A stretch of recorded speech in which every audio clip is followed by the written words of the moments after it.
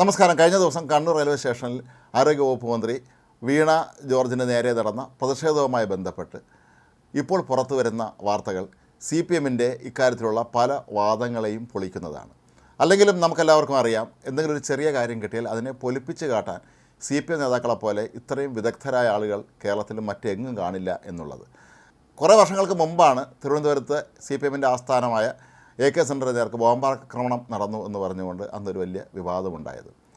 അവിടെ ഉണ്ടായിരുന്ന PK Shrimati teacher ഉൾപ്പെടെയുള്ളവർ തങ്ങൾ ഈ ബോംബാക്രമണത്തിൽ കുലുങ്ങിപ്പോയി എന്നും കുറേ കണ്ട് തങ്ങളെല്ലാവരും ചാടി എണീറ്റ് ഓടിയെന്നൊക്കെ ഉള്ള രീതിയിൽ അന്ന് പല കാര്യങ്ങളും വ്യക്തമാക്കിയിരുന്നുവെങ്കിലും ഏറ്റവും ഒടുവിൽ അത് ഒന്നും അല്ലാതായി മാറുകയായിരുന്നു ചെയ്തത്. വലിയ തോതിലുള്ള വിവാദം അന്നുണ്ടായിരുന്നു. കാരണം AK സെൻ്റർ എന്ന CPMൻ്റെ സംസ്ഥാനത്തെ ഏറ്റവും വലിയ ആസ്ഥാന മന്ദിരത്തിന് നേരെ ബോംബാക്രമണം ഉണ്ടായി എന്ന രീതിയിലുള്ള പ്രചരണങ്ങളാണ് അന്ന് നടന്നത്. ഏതാണ്ട് ഇതിന് സമാനമായ രീതിയിൽ തന്നെയാണ് കഴിഞ്ഞ ദിവസം കണ്ണൂർ റെയിൽവേ സ്റ്റേഷനിലും വീണ ജോർജിൻ്റെ നേരെയുണ്ടായ പ്രതിഷേധത്തെക്കുറിച്ചും ഇപ്പോൾ കൂടുതൽ കാര്യങ്ങൾ പുറത്തു വരുന്നത്. ആദ്യം മാധ്യമങ്ങളും CPM നേതാക്കളും ഒക്കെ തന്നെ ആരോപിച്ചത് മന്ത്രിയെ ആക്രമിച്ചു എന്ന് തന്നെയാണ്. മന്ത്രിയുടെ കൈ പിടിച്ച് തിരിച്ചു, കൈ മുറിഞ്ഞിട്ടുണ്ടായിരുന്നു, കഴുത്തിന് പിടിച്ചു തുടങ്ങിയ ഒരുപാട് കാര്യങ്ങൾ അവർ പറഞ്ഞിട്ടുണ്ടായിരുന്നു. എന്നാൽ ഇത് സംബന്ധിച്ച ദൃശ്യങ്ങളൊക്കെ തന്നെ പിന്നീട് പുറത്തു വരുമ്പോൾ കാണാൻ കഴിയുന്നത് ഈ മന്ത്രി ആക്രമിച്ചു എന്ന് പറയപ്പെടുന്ന KS നേതാക്കൾ ആരും തന്നെ മന്ത്രിയുടെ അടുത്തേക്ക് പോലും എത്തുന്നില്ല എന്നുള്ളതാണ്. മന്ത്രിക്ക് ചുറ്റും പോലീസ് കനത്ത തോതിൽ ഒരു വലയം തീർത്തുകൊണ്ട് മന്ത്രിയെ രക്ഷിക്കാൻ ശ്രമിക്കുന്നതായിട്ടാണ് നമുക്ക് കാണുന്നത്. മന്ത്രിയാകട്ടെ അതിന് തൊട്ട് മുമ്പ് പ്രതിഷേധക്കാർക്ക് നേരെ വല്ലാതെ ദേഷ്യപ്പെട്ട് സംസാരിക്കുന്നതും അതിൻ്റെ ദൃശ്യങ്ങൾ നമുക്ക് കാണാൻ കഴിയും. പക്ഷേ അപ്പോഴൊക്കെ തന്നെ പോലീസുകാർ പരമാവധി അവർക്ക് ചുറ്റും നിന്ന് അവർ വലയം തീർത്ത് മന്ത്രിക്ക് യാതൊരു തരത്തിലുള്ള കുഴപ്പങ്ങളുണ്ടാകാത്ത രീതിയിൽ രക്ഷിക്കാൻ ശ്രമിക്കുന്നതായിട്ടാണ് കാണാൻ കഴിയുന്നത്. CPM കണ്ണൂർ ജില്ലാ സെക്രട്ടറിയായ MV ജയരാജൻ കഴിഞ്ഞ ദിവസം ആരോപിച്ചത് മന്ത്രിയുടെ കഴുത്തിൽ കറുത്ത തുണിയിട്ട് മുറുക്കാൻ ശ്രമിച്ചു എന്നാണ്. പക്ഷേ അങ്ങനെ ഒരു ദൃശ്യം ഇപ്പോൾ പുറത്തു വന്ന ഒന്നിലും നമുക്ക് കാണാൻ കഴിയുന്നില്ല. മാത്രമല്ല കടുനീല നിറത്തിലുള്ള സഫാരി സൂട്ട് ധരിച്ച ഒരാൾ മന്ത്രിക്ക് നേരെ ഓടുന്നതായി ദൃശ്യങ്ങൾ കാണാം.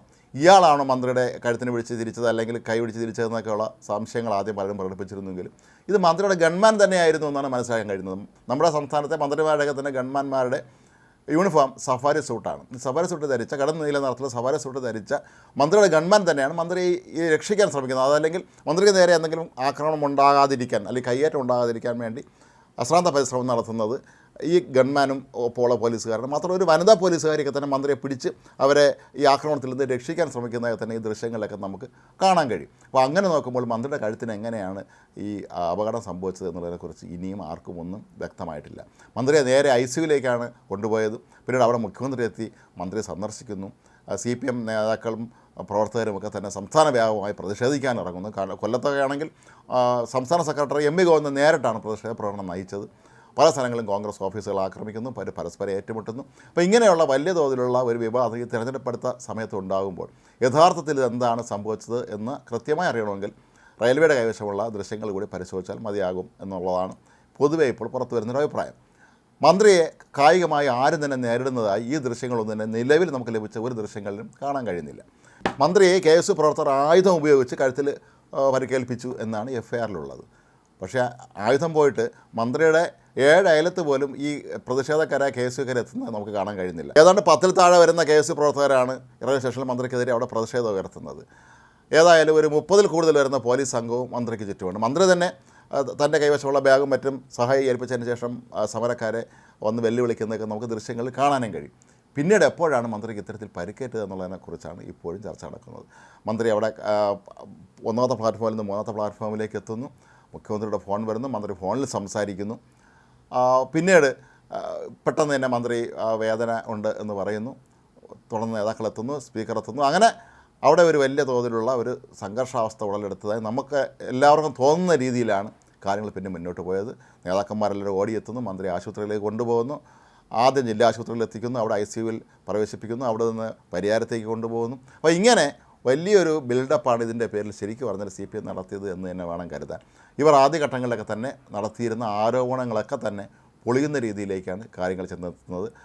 മന്ത്രിക്ക് ഒരുപക്ഷെ കാര്യത്തിന് പരിക്കേറ്റിരിക്കാം. അത് എങ്ങനെ സംഭവിച്ചു എന്നുള്ളത് ഇനി വേണം കണ്ടെത്താൻ. അത് സംബന്ധിച്ച് അന്വേഷണം നടക്കുന്നുണ്ട്. അല്ലെങ്കിൽ മന്ത്രിയുടെ കൈക്കുണ്ടായ മുറിവ് എങ്ങനെ സംഭവിച്ചു എന്നുള്ളതിനെക്കുറിച്ചൊക്കെ തന്നെ വിശദമായ പരിശോധനയിലൂടെ നമുക്ക് മനസ്സിലാക്കാൻ കഴിയാവുന്നുള്ളതേ ഉള്ളൂ. മറ്റ് സമൂഹ മാധ്യമങ്ങളിൽ പലരും ചോദിക്കുന്നത് ഒരുപക്ഷെ പെട്ടെന്ന് കഴുത്തൊന്ന് വെട്ടിത്തിരിച്ചാലും മതി, മന്ത്രിയുടെ കഴുത്തിന് ഇപ്പോൾ സംഭവിച്ച പോലുള്ള സമാനമായ ഒരു ഉളുക്ക് സംഭവിക്കാനുള്ള സാധ്യതയുണ്ട് എന്നാണ്. അപ്പോൾ ഏതായാലും CPM ഇതൊരു തിരഞ്ഞെടുപ്പ് ആയുധമാക്കി തന്നെ മുന്നോട്ട് കൊണ്ടുപോകാനാണ് ശ്രമിക്കുന്നത് എന്ന് നമ്മൾ കരുതേണ്ടി വരും. കാരണം കഴിഞ്ഞ ദിവസങ്ങളിലൊക്കെ CPM വലിയ തോതിലുള്ള തിരിച്ചടി കോടതിയിൽ നിന്നും അല്ലാതെയൊക്കെ തന്നെ ഉണ്ടായിക്കൊണ്ടിരിക്കുന്ന ഒരു സാഹചര്യത്തിൽ ശബരിമലയിലെ സ്വർണ്ണക്കൊള്ളയുടെയും ആഗോള സംഗമം നടത്തിയതിൻ്റെ കള്ളക്കണക്കിൻ്റെയും ഒക്കെ തന്നെ അടിസ്ഥാനത്തിൽ, അതുപോലെ കഴിഞ്ഞ ദിവസം ഹൈക്കോടതിയിൽ നിന്നുണ്ടായ വിധിയുടെ അടിസ്ഥാനത്തിലൊക്കെ തന്നെ സർക്കാർ ആകെ ജനങ്ങൾക്ക് മുന്നിൽ പരാജയപ്പെട്ട് നിൽക്കുന്ന ഒരു സമയത്ത് തങ്ങൾക്ക് വീണ് കിട്ടിയ ഒരു അസുലഭ സന്ദർഭമാക്കി ഇതിനെ മാറ്റിയോ എന്നുള്ളതാണ് സംശയം. ഏതായാലും മന്ത്രിക്ക് പരുക്ക് പറ്റിയിട്ടുണ്ടെങ്കിൽ അത് ചികിത്സിക്കേണ്ടത് തന്നെയാണ്.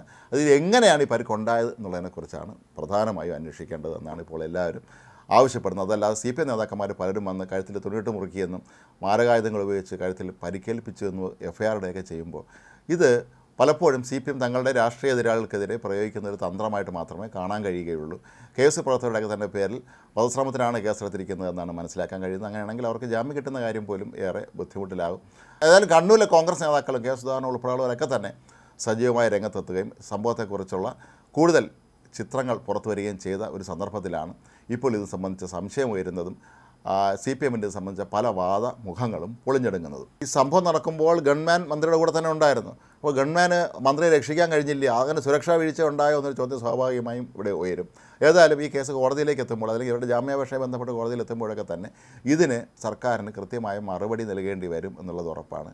KSUക്കാർ നടത്തിയ പ്രതിഷേധത്തിൽ തന്നെയാണോ മന്ത്രിക്ക് ഇത്തരത്തിലുള്ള ഒരു ഉളുക്കേറ്റത്, അതോ പോലീസുകാർ രക്ഷിക്കാൻ ശ്രമിക്കുന്നതിനിടയിൽ സംഭവിച്ചതാണോ ഈ മന്ത്രിയുടെ കഴുത്തിലുണ്ടായ പ്രശ്നം എന്നൊക്കെ അന്വേഷണത്തിൽ നിന്ന് മനസ്സിലാക്കാൻ കഴിയും. ഏതായാലും റെയിൽവേ സ്റ്റേഷനിലുള്ള CCTV ദൃശ്യങ്ങൾ റെയിൽവേ പോലീസ് ആണ് അതിൻ്റെ കസ്റ്റോഡിയനായിട്ടുള്ളത്. അപ്പോൾ അവർ അത് പുറത്തെത്തിച്ചാൽ മാത്രം, അല്ലെങ്കിൽ അവർ അത് പുറത്തുവിട്ടാൽ മാത്രമേ അതിൻ്റെ കൂടുതൽ വിശദാംശങ്ങൾ നമുക്ക് മനസ്സിലാക്കാൻ കഴിയുകയുള്ളൂ. ഏതായാലും ഇന്നും ഇതുമായി ബന്ധപ്പെട്ട് വിവാദങ്ങൾ തുടരുക തന്നെയാണ്. CPM അണികളും നേതാക്കളുമൊക്കെ തന്നെ വിവിധ മേഖലകളിൽ അതിശക്തമായ തോതിലുള്ള പ്രതിഷേധം നടത്തുകയും കോൺഗ്രസിൻ്റെ ഓഫീസുകൾക്ക് നേരെ, അല്ലെങ്കിൽ അവർ സ്ഥാപിച്ചിട്ടുള്ള ബോർഡുകൾക്ക് നേരെയൊക്കെ തന്നെ ആക്രമണങ്ങൾ നടത്തുകയും ചെയ്യുന്ന ഒരു പശ്ചാത്തലത്തിൽ ഇത് വലിയൊരു ക്രമസമാധാന പ്രശ്നം കൂടിയാക്കി മാറ്റാനാണോ സംസ്ഥാനം തന്നെ ഭരിക്കുന്ന CPM ശ്രമിക്കുന്നത് എന്നുള്ള ഒരു ചോദ്യവും അവിടെ ബാക്കിയാവുകയാണ്. ഏതായാലും മന്ത്രിയുടെ മൊഴിയെടുക്കാൻ വേണ്ടി പോലീസ് സംഘം രാത്രി ആശുപത്രിയിൽ എത്തിയെങ്കിലും ആരോഗ്യപരമായ കാരണങ്ങളാൽ അപ്പോൾ മൊഴിയെടുക്കാൻ കഴിഞ്ഞിട്ടില്ല.